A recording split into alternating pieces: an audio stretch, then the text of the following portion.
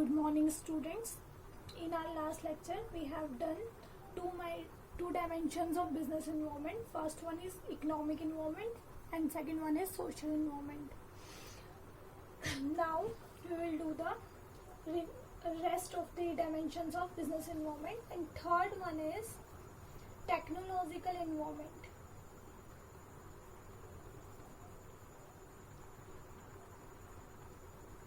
Now we will read the technological environment and its impact on business units. अब technological environment होता क्या है? Technological environment वो होता है जब न्यू टेक्नोलॉजीज आती है मार्केट में, इनोवेशंस होती हैं टेक्नोलॉजी में, जो हमें अपनी बिजनेस की ग्रोथ के लिए अपने बिजनेस में भी लॉन्च करनी पड़ती है. अब टेक्नोलॉजिकल इन्वायरमेंट क्या होता है? टेक्नोलॉजिकल इन्वायरमेंट क्या होता है? Technological environment consist of innovations of new techniques to produce goods and services and operating the business.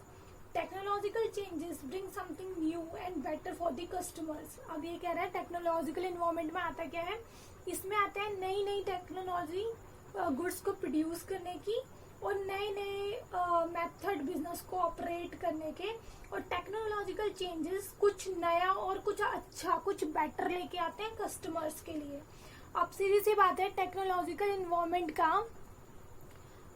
2 persons पे इफेक्ट पड़ेगा, 2 बिजनेसमैन पे इफेक्ट पड़ेगा. एक के लिए थ्रेट होगी और दूसरे के लिए अपॉर्चुनिटी होगी. जो लेके आएगा, जो टेक्नोलॉजी को अफोर्ड कर सकता है, उसके लिए तो वो अपॉर्चुनिटी होगी, वो कुछ नया लेके आएगा, बेटर लेके आएगा, इनोवेट करेगा. ऑब्वियसली बात है, कस्टमर्स क्या होंगे? सेटिस्फाई होंगे, अट्रैक्ट होंगे उसके प्रोडक्ट के लिए. सेम ऐसे उसका जो कॉम्पिटिटर है, उसके जो कंपटीशन में बिजनेस है, उसके लिए वही अपॉर्चुनिटी थ्रेट बन जाएगी, क्योंकि वो उस टेक्नोलॉजी को अफोर्ड नहीं कर सकता और कॉम्पिटिटर लेके आ गया है. तो ये है टेक्नोलॉजिकल इन्वायरमेंट और इसका इम्पैक्ट क्या होता है. अब जो इसके मेजर तुमने जो पढ़ने हैं टेक्नोलॉजिकल इन्वायरमेंट में, एक तो पढ़ने हैं टेक्नोलॉजिकल इन्वायरमेंट में इसके मेजर एलिमेंट्स, और दूसरा हमने पढ़ना है इसका impact on business. Technological environment के मेजर एलिमेंट की हम बात कर चुके हैं. डिस्कवर करना नए तरीके गुड्स और सर्विसेज को प्रोड्यूस करने के. दूसरा है डिस्कवर करना नए मेथड्स बिजनेस को ऑपरेट करने के. अब इसका इम्पैक्ट क्या है? जैसे हमने पहले भी मैंने तुम्हें कई बार बताया हुआ है, और मैंने लेक्चर में भी पहले ही इसका दे दिया था एग्जाम्पल. तो इसमें है, जैसे मान लो हमारा जब टीवी नहीं था तो हम लोग रेडियो वगैरह सुनते थे. टीवी आया तो रेडियो का यूज क्या हो गया? खत्म हो गया. सेम ऐसी फोटोस्टेट मशीन्स आई तो हमारी जो कार्बन पेपर थी उसकी इंडस्ट्री को काफी लॉस हुआ. बिजनेस यूनिट पे कैसे इफेक्ट पड़ रहा है पता चल रहा है ना तुम्हें. जैसे टीवी आया तो ऑब्वियसली बात है, लोगों ने रेडियो यूज करना बंद कर दिया. तो रेडियो वाली जो इंडस्ट्री है उसको एडवर्स इफेक्ट पड़ा है उसका. सेम ऐसी फोटोस्टेट मशीन आई तो कार्बन पेपर की जो इंडस्ट्री थी उस पर क्या हुआ?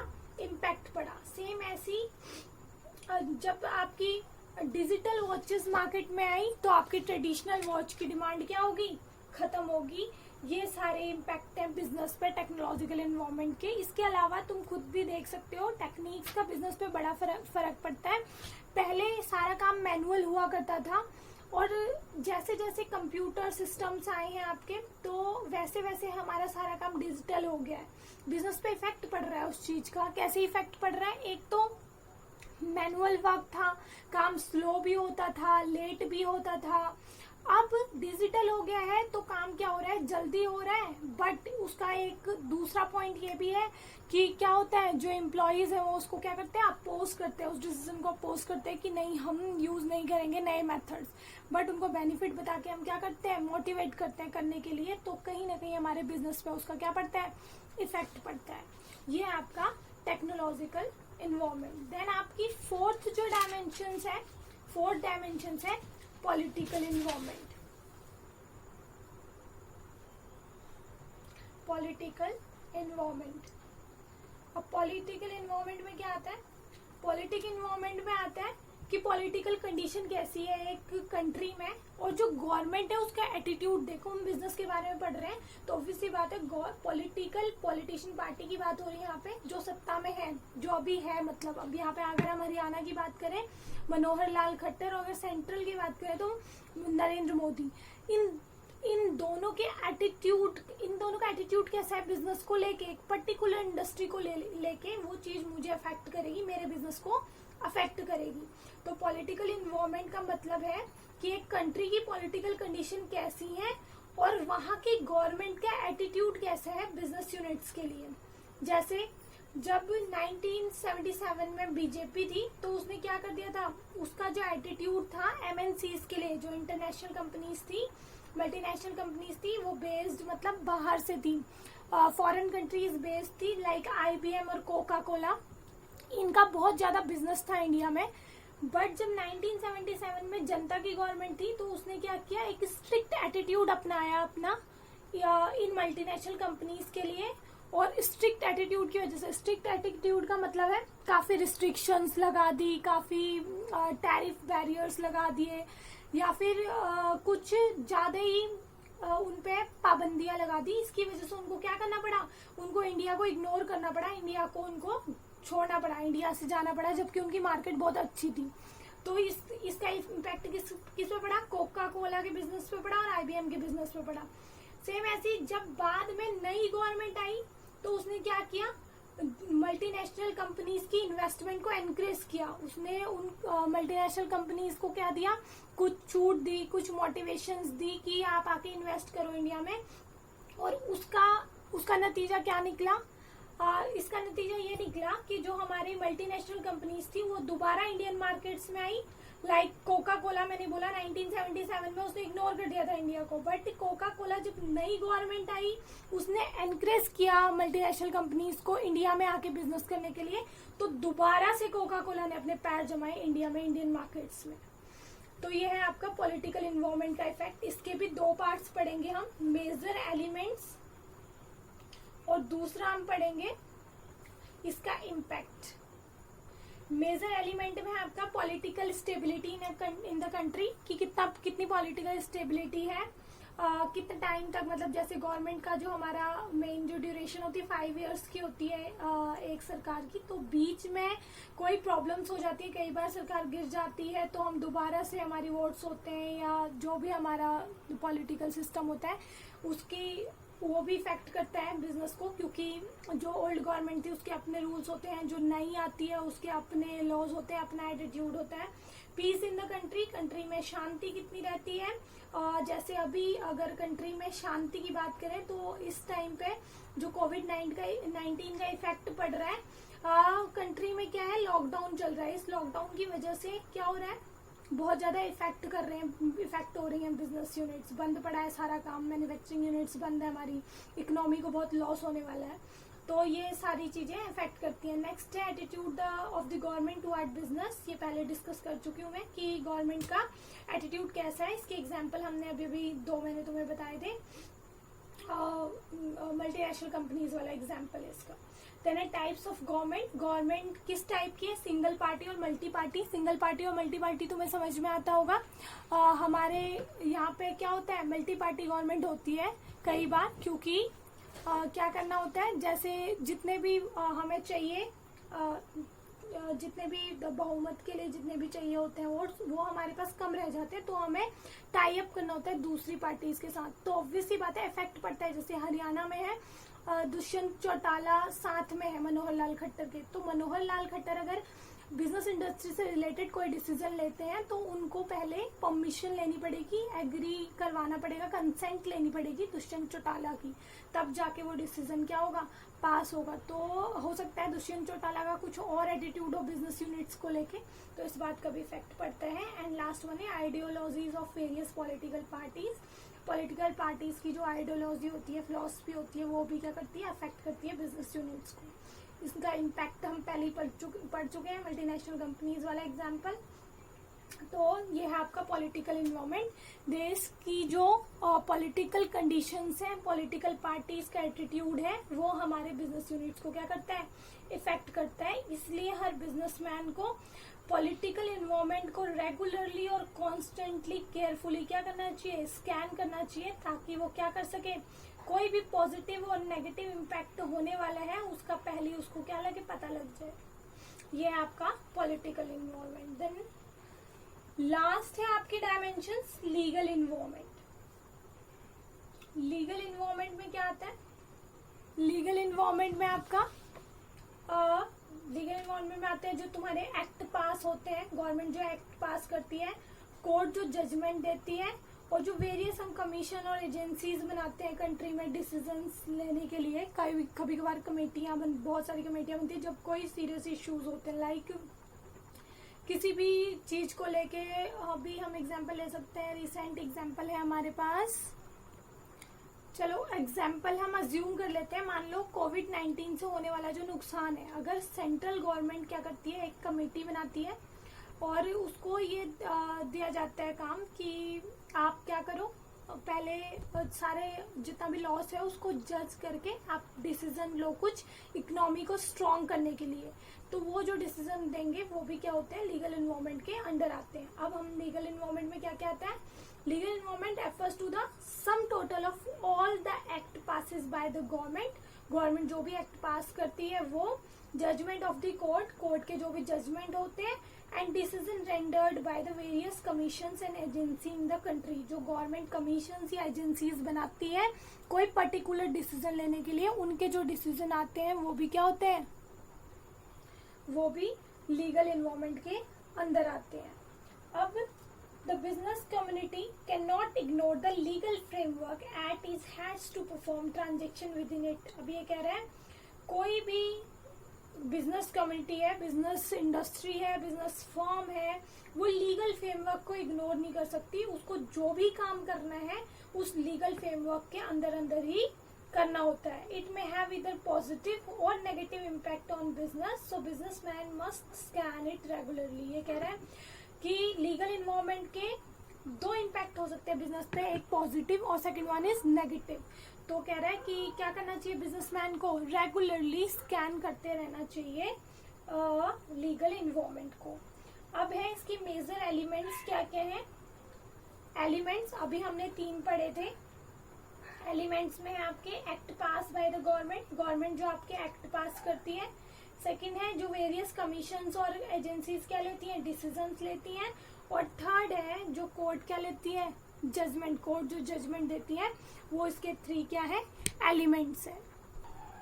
अब इसके एग्जांपल्स क्या है, इसके एग्जांपल्स हैं, इसने इम्पैक्ट दे रखा है। इम्पैक्ट ये है कैपिटल मार्केट, आगे तुम्हारी यूनिट आएगी एक कैपिटल मार्केट से रिलेटेड। कैपिटल मार्केट होती है तुम्हारी जहाँ से हम जहाँ हम शेयर वगैरह इशू करते हैं और हम क्या लेते हैं, कैपिटल अर्न करते हैं, अपनी कलेक्ट करते हैं, सॉरी।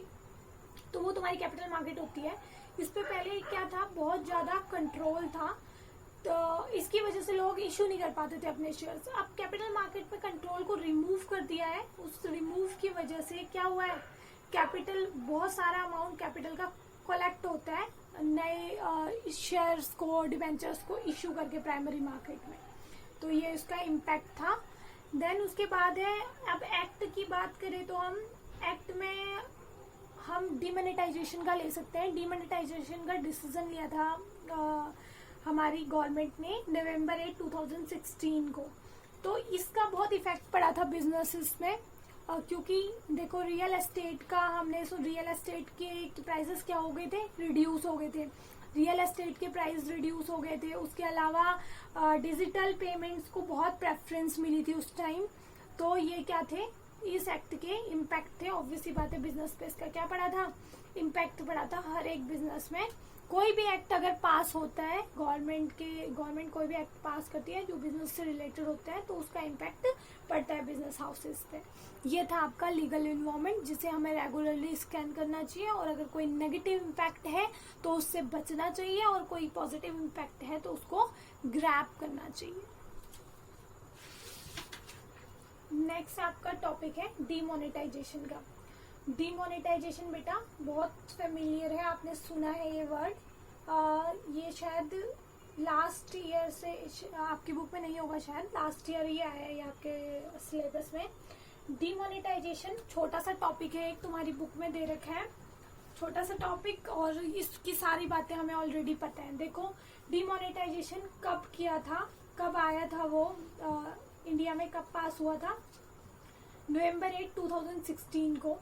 और हुआ क्या था इसमें, 500 और 1000 के जो नोट्स थे वो क्या हो गए थे, विड्रॉ कर दिए थे सर्कुलेशन में, सर्कुलेशन से वो हटा दिए थे, मनी सर्कुलेशन से हटा दिए गए थे 500 और 1000 के नोट।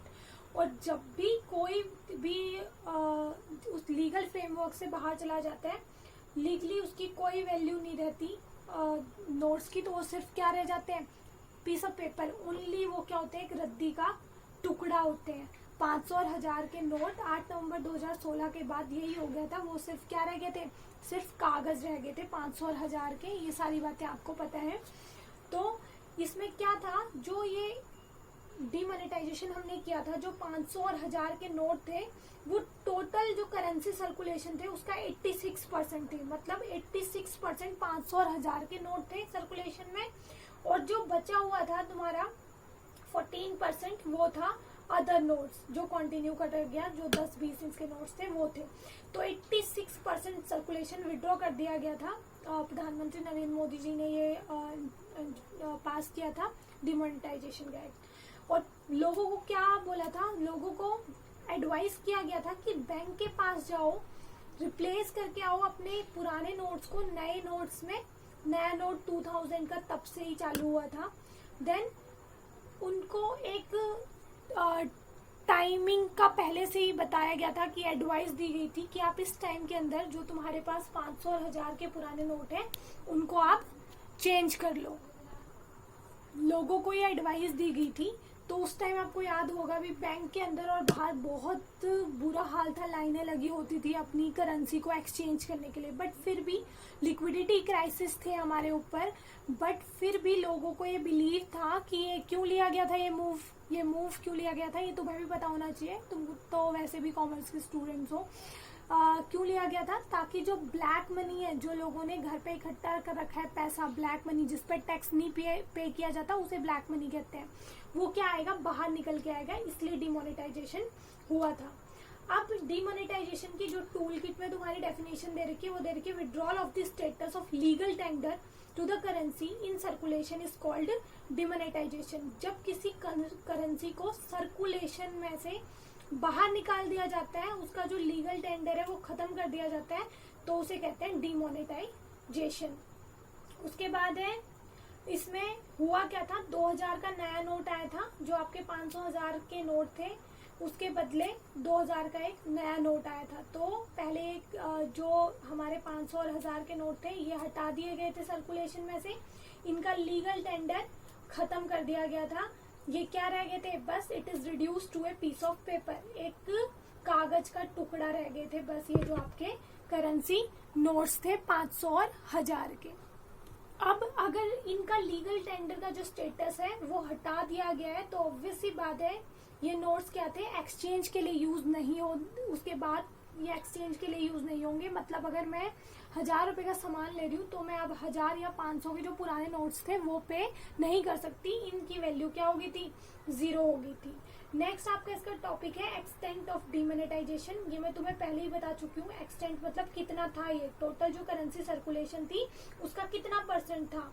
ये जो आपका डिमोनेटाइजेशन की जो करेंसी नोट थे 500 और 1000 के, ये कितने थे, 80% थे, 86% थे टोटल करेंसी सर्कुलेशन के। और इनकी जो वैल्यू थी रुपीज में वो थी 15.4 ट्रिलियन, और and it amounted 86.9% of the value of total currency note. जो टोटल करेंसी नोट सर्कुलेट हो रखे थे, जो टोटल करेंसी सर्कुलेशन था उस टाइम पे, उसका ये 86.9% थे 500 और 1000 के नोट, जो बंद कर दिए गए थे 8 नवंबर 2016 को। नेक्स्ट है, इसके फीचर्स क्या थे, जो डिमोनेटाइजेशन था इसके फीचर्स क्या थे। फीचर मतलब ये किस लिए किया गया था। पहला पॉइंट है टैक्स एडमिनिस्ट्रेशन मेजर।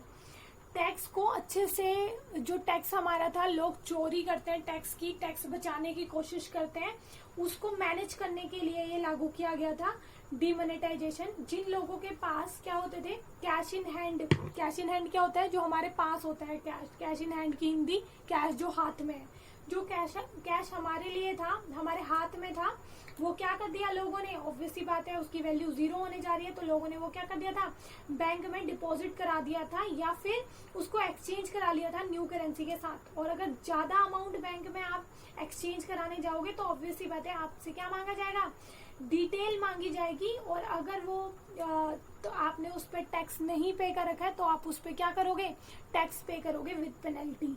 तो ये था तुम्हारा टैक्स एडमिनिस्ट्रेटिव मेजर। इसका पहला फीचर था कि जो लोग टैक्स नहीं भरते हैं, घर में पैसे करोड़ों रुपए घर पे करेंसी जमा करके रखते हैं, उनको बाहर निकालनी पड़ी थी अपनी करेंसी। ऑब्वियस सी बात है वो करोड़ों रुपए अगर एक्सचेंज कराने जाएंगे, डिपॉजिट कराने जाएंगे, तो बैंक डिक्लेरेशन मांगेगा।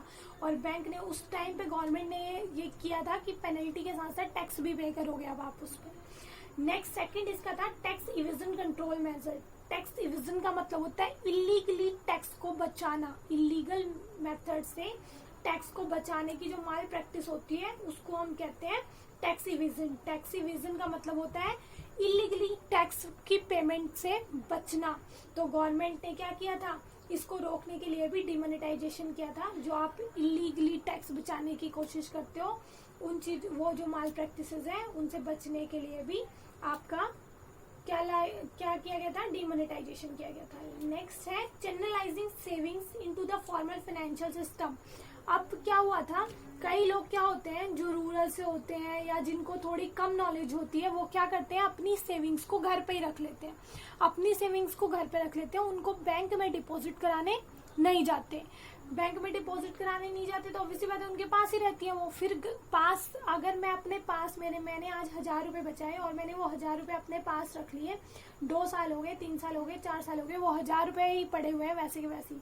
अगर मैं इस 1000 को कहीं इन्वेस्ट कर दूं तो ऑब्वियस सी बात है इस 1000 पे 100 रुपए तो चाहे मुझे मिलेंगे ही। 100 रुपए ना मिले, चलो 50 मिल जाए मंथ के, तो ऑब्वियस सी बात है क्या होते चले जाएंगे, प्लस होते चले जाएंगे। तो डीमोनेटाइजेशन का एक ये भी बहुत बड़ा मोटिव था कि लोग जो अपना पैसा है, जो पैसा उन्होंने घर में रखा हुआ है एज सेविंग्स, उनको बाहर निकालें, बैंक में डिपॉजिट कराएं, ताकि बैंक उनका क्या करे, प्रोडक्टिव यूज करें। और जो पीपल है उनको भी क्या मिले, सेविंग्स पे इंटरेस्ट मिले, ब्याज मिले, उनका पैसा भी बढ़े। तो ऑब्वियसली बात है फॉर्मल फाइनेंशियल सिस्टम का मतलब फॉर्मल और इनफॉर्मल दो चीजें होती हैं। इनफॉर्मल जो ये होता है मैंने अपने पास रखा हुआ है और मतलब जिसपे कोई ऑफिशियली मेरे पास राइट्स नहीं है फाइनेंस को देने के या लेने के, वो इनफॉर्मल है। फॉर्मल फाइनेंशियल सिस्टम है बैंक का, फाइनेंशियल इंस्टीट्यूशंस का जो रजिस्टर्ड है, तो उनमें उसको स्ट्रॉन्ग करना डिमोनेटाइजेशन का एक और फीचर था। लास्ट है creating less cash economy. Obviously बात है अगर कैश लेस होगी इकोनॉमी तो जो पैसा है वो कहाँ यूज होगा,